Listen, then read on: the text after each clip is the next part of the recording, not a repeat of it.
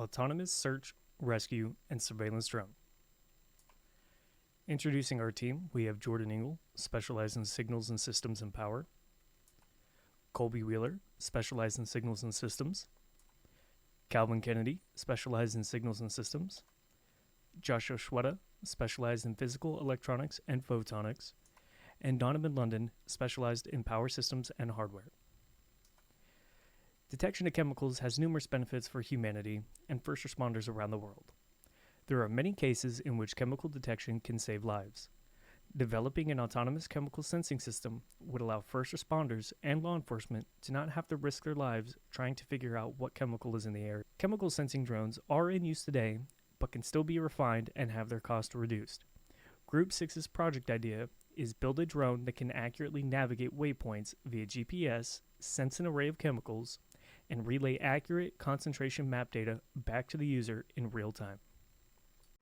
This is the X650 AUAV quadcopter platform, supporting a 3.5 kilogram payload, equipped with the H-Mosaic dual antenna GNSS for centimeter level heading and position accuracy, with the M10 GPS module for redundancy, the F9P ground station for RT correction and base station support, and the Pixhawk X6 flight controller, enabling fully autonomous waypoint missions for targeted ammonia gas detection and sampling. The gas sampling payload is mounted on the rear underside of the airframe for optimal airflow exposure. At the core of our project is the Raspberry Pi, which is responsible for transmitting and receiving messages from the ground control system, as well as interpreting the sensor output voltage and converting that to parts per million concentration of ammonia. The Raspberry Pi is also responsible for the calibration of the ammonia sensor, ensuring that parts per million concentration of ammonia can be determined independently of weather conditions. The Raspberry Pi will gather and transmit time-stamped GPS data and parts per million concentrations of ammonia which have been determined from sensor data. It will be sent to the ground control station for concentration mapping.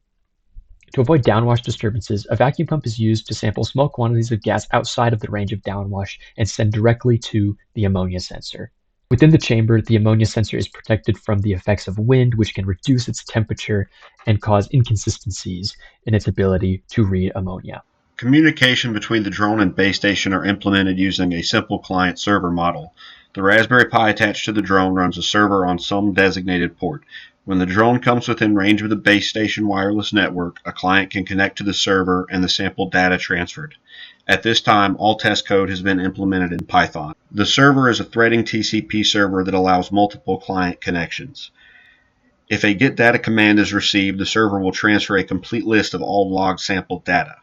Various additions to the server can be implemented that allow for the selective transfer of log data. The client is very straightforward. The client script creates a socket, connects to the server address and port, sends a command message, and finally receives log data and writes it to a local file. After the successful transfer of log data from the drone server to the client ground station, the latitude-longitude tag is used to convert the data to Cartesian coordinates. The concentrations are normalized within a range from 0 to 1.